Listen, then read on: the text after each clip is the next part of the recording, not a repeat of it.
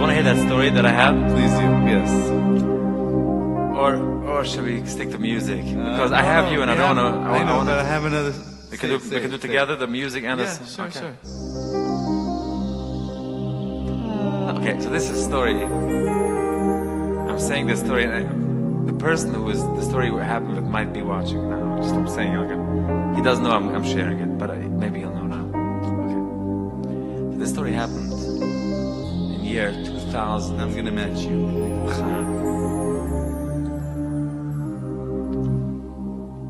Okay, this is got it. Okay. So in the year 2000 or 2001, not sure exactly, before I got married, and I had a friend, Satma Bacher, you know, older than me, used to travel more, and he tells me one day that he came across a family. They live somewhere in Massachusetts, like a little town, and they only have like 6 Shomer Torah mitzvahs there.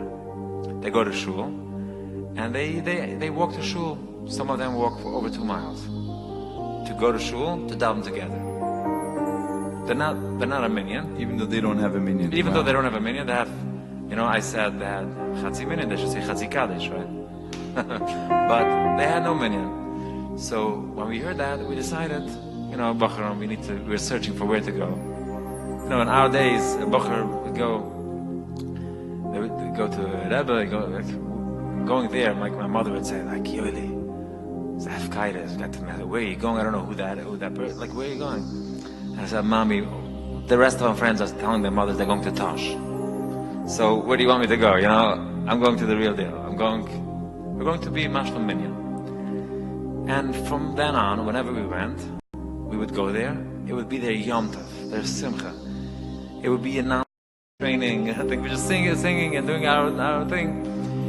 And so they had an attic that had 12 beds over there and a pool table, ping pong, and everything you needed.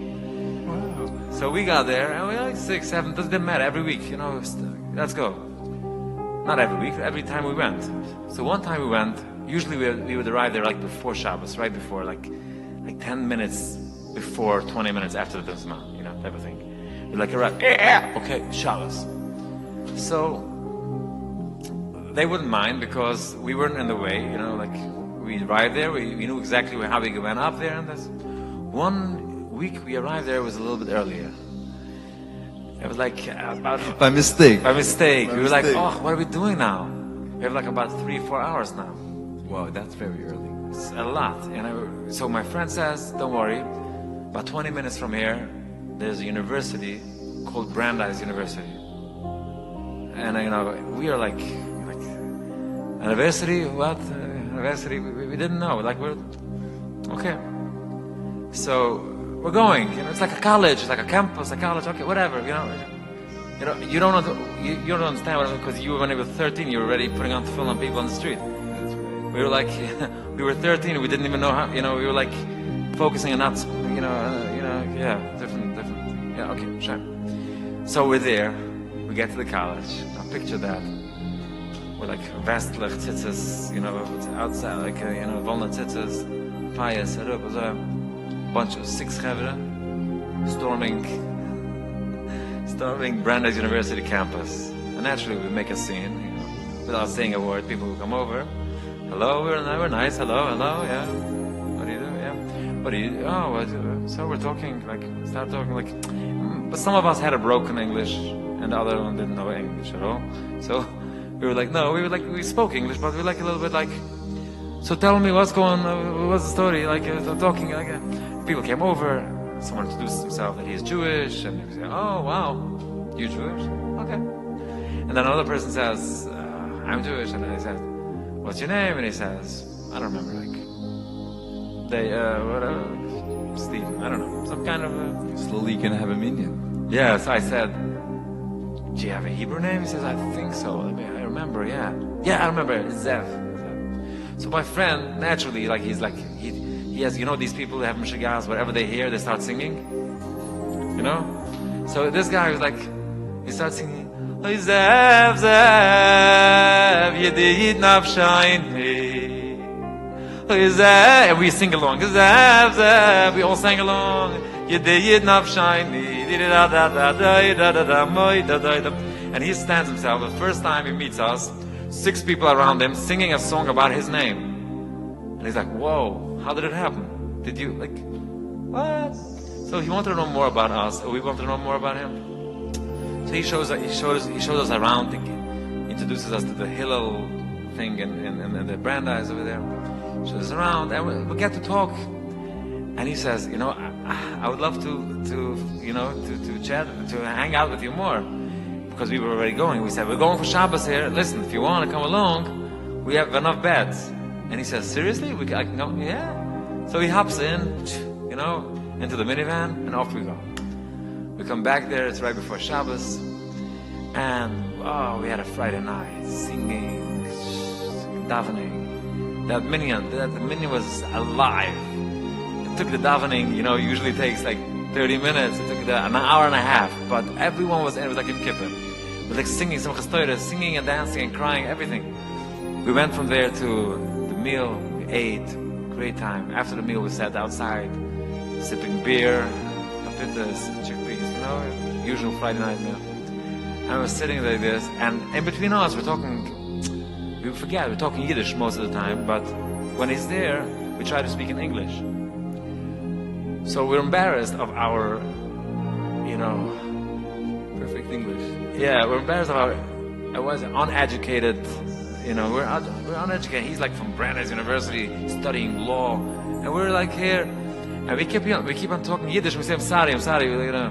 So he says, it's so cool that you guys speak Hebrew. And we say, no, this is not Hebrew. This is Yiddish. And he says, wow, you speak Yiddish? What is Yiddish?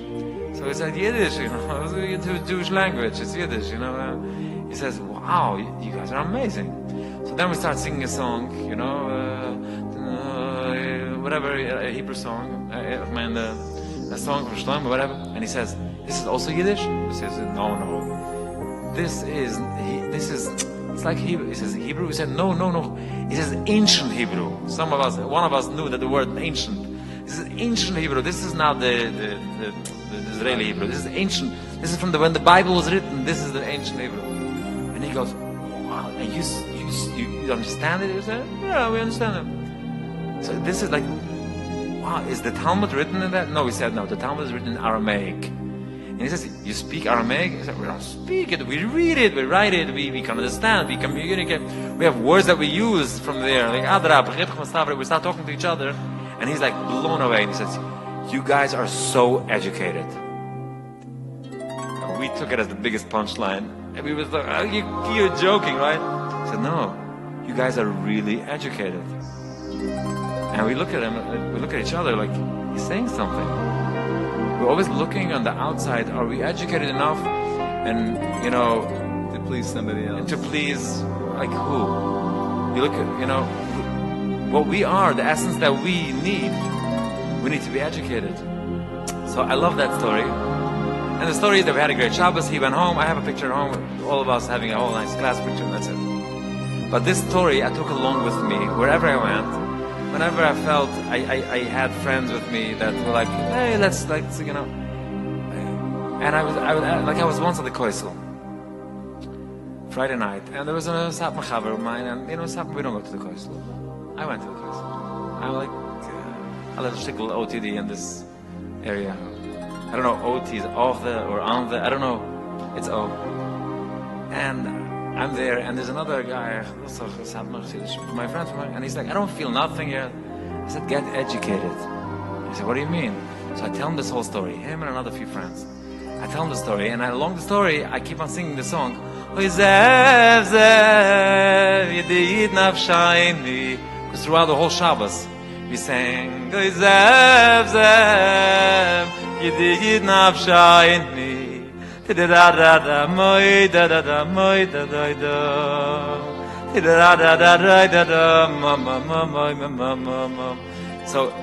I tell them the whole story, get educated. Story is finished. And as I finish the story, like out of a storybook, you can't make this up. someone knocks on my shoulder, and he says, Yoely? And I said, yes. And he says, you don't recognize me? I said, no. And he looks at me, when he smiles, I see his smile. I remembered his smile. And I go, no way! I didn't say a word. I turned to my friends and I said, please sing the song that I sang till now. And they all together in unison go, Hey Zev, Zev, Yediyid Navshine. And he goes, how do they know? And he goes, Zev, what's going on? I couldn't recognize him. Zev had a big beard. Zev had a hat and a kapote and a gartel. And he tells me, come, I'll show you my yeshiva. And we walked an hour and 50 minutes from the Koisel to the Lebovits yeshiva. Wow. And he showed us this room over there. And he showed us his chavrusa and everything. Zev lives in Monsey. And Zev is a Chassidish Yigaman. L'chaim. Started through Sapmer boys, through Lebovits, bringing Mashiach. One moment Wow, that's special. at a time.